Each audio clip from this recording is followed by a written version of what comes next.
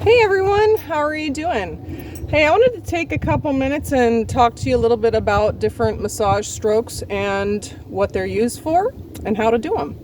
And today I have a beautiful model named Bliss, and she's going to help us out with this little video. All right?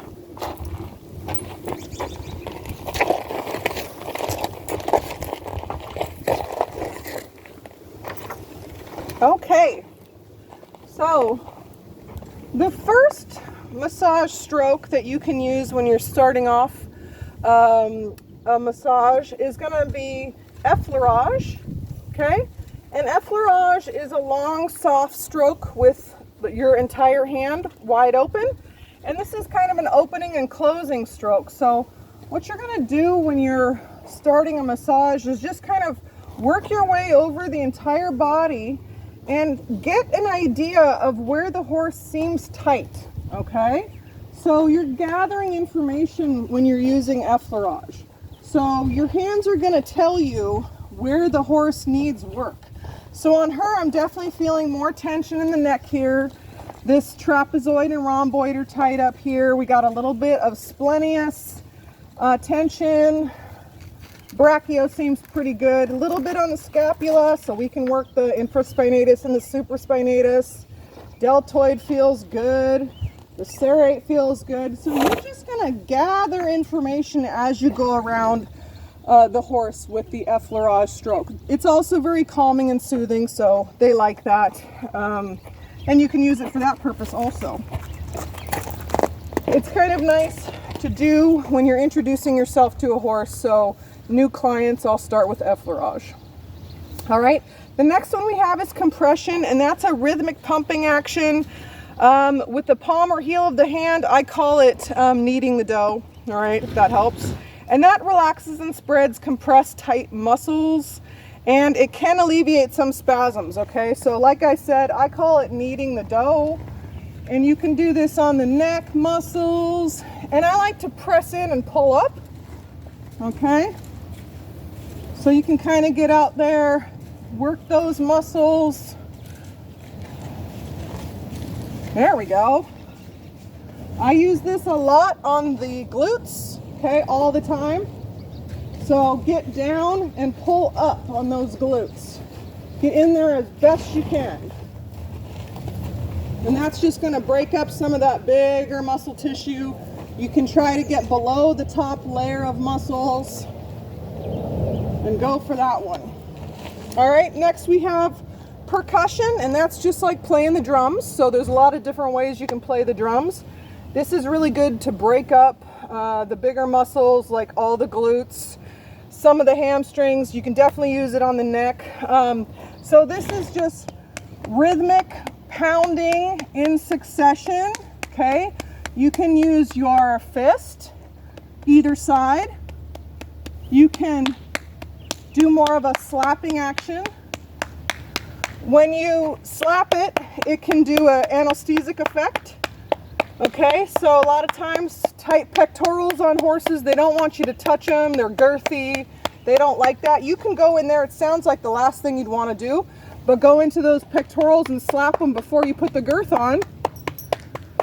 See if you can get those pectorals to loosen up. See if you can get that skin to loosen up a bit. I call it deadening the area. You're not really deadening the area, but you're kind of numbing it a little bit with that slapping, telling those nerve endings to chill out.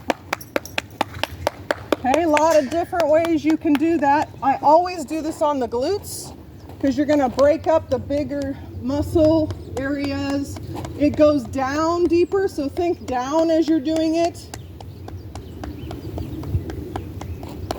Okay, now I try to avoid bony areas. This mare doesn't have a lot of bony areas, but I don't do it over the scapular spine. I don't do it up by their pole. You know, they're not going to like that. If you want, you can do some like taps and stuff like that.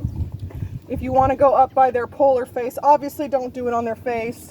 Don't do it over the withers. You know, I don't do it down on their legs, but I just stick to the big muscle areas.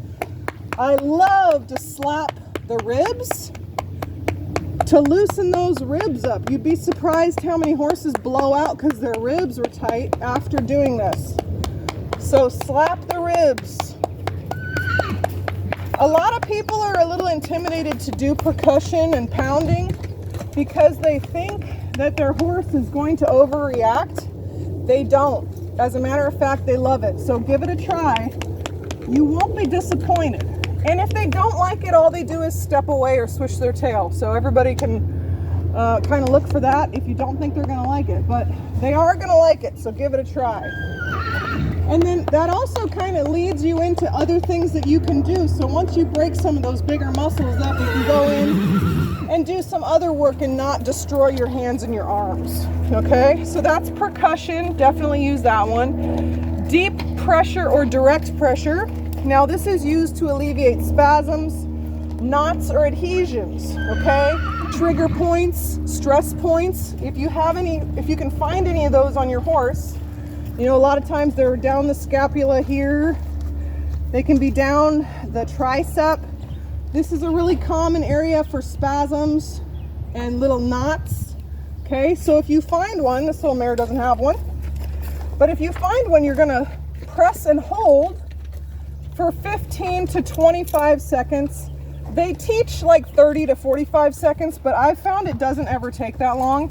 And it's not necessarily super comfortable to do direct pressure on a horse, so I try to do it the very least that I can. So you're gonna press and hold, and then as you let go, do some circles around there and get some new blood into that area. And then you go back and check your work and see if that knot or stress point or trigger point is gone. Okay, so that's direct pressure. Then you have cross fiber friction and linear friction. So with those two, it's a little more important. If you want to be specific about doing them, you need to know what direction the muscle's going. Okay, so let's say on the scapula here, we have the infraspinatus and the supraspinatus on either side of the scapular spine. Deltoid is down here, okay? So those run up and down like this. So if I was going to do cross fiber friction, I would go across the muscle like that. That's going to be cross fiber. Now, if the muscle is tight and you do cross fiber, you're doing this. You're breaking that muscle up to loosen it like that, okay? Now, if the muscle's tight and you want to do linear friction, you're going to go with the muscle and you press the muscle spasms or the muscle tension out. So you're pressing the muscle tension out and loosening it that way. So it's two different ways to loosen tension or release tension in those muscles. So this is linear friction for muscles that are going this direction. And I kind of use my fingertips like that. And then cross fiber is going across the muscle, across the deltoid here. There we go. Linear, and you can definitely use those back and forth, see which one works the best. Linear. All right, those are cross fiber linear friction. And then we have Petrissage, which is a kneading and squeezing the muscle, and that opens and relaxes, improves circulation, and can loosen fascia and knotted tissue. So that's just kind of squeezing, so anywhere you can squeeze a muscle. So I like to use that on the forelegs, squeeze those little muscles. You can definitely get a hold of the brachiocephalicus here sometimes and squeeze that little sucker. That's nice. Okay. Anywhere you can squeeze a muscle. So obviously going to be hard to do it there, right? That's when you can do it on the top. Loosen it up that way. It's going to be real hard to do it on the glutes, right? Probably not going to work there. Stick with the pounding and the cross fiber friction on that. But that's some of the massage strokes. And then when you're done with the massage, you can always close with Effleurage to close out the massage and send them on their way. So I hope you guys enjoyed that video. It's fun to know different tools. If your horse doesn't like one, use a different one, probably like the opposite. Okay, so if I'm doing Effleurage and the horse doesn't like it, that's like the softest stroke. So I'll just go straight into pounding, straight into slapping, and see if they like that better. And then go back to the one that they said that they didn't like and see if they're okay with it now. Because you'll find that they will generally accept all the strokes.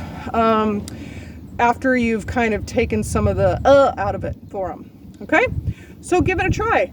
And if you have a chance, write down below what your horse likes the best, or if they like a certain stroke in a certain spot. Write that down below and let's see what everybody's horse likes. Woo! All right, have a great day today, guys. Bye.